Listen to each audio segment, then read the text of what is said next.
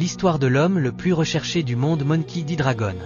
Il y a près de 55 ans, Monkey D. Dragon est né sur l'île de East Blue dans un endroit appelé le Grill Terminal, habité par les plus démunis. Étant le fils de Monkey D. Garp, officier de la marine, Dragon grandit aux côtés des aristocrates du pays au royaume de Goa. Dès son plus jeune âge, il est habité par un sentiment de justice, car il n'a pas pu s'empêcher de constater l'écart de richesse dans la société, où certains mouraient de faim tandis que d'autres avaient de l'argent sans jamais travailler. Toutefois, il décide de rejoindre la marine en pensant qu'il pouvait faire régner la justice et la paix dans le monde. Alors âgé de 18 ans, il devient officier de la marine tout comme ses compagnons dont Kusan Aokiji, Sakazuki et Kizaru.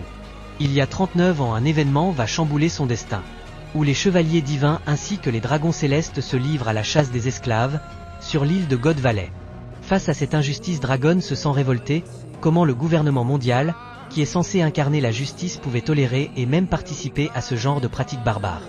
Au même moment, les équipages des Rocks suivis par Roger et ensuite son père, Monkey D. Garp, débarquent à God Valley. Dès lors, un affrontement sans précédent se poursuit.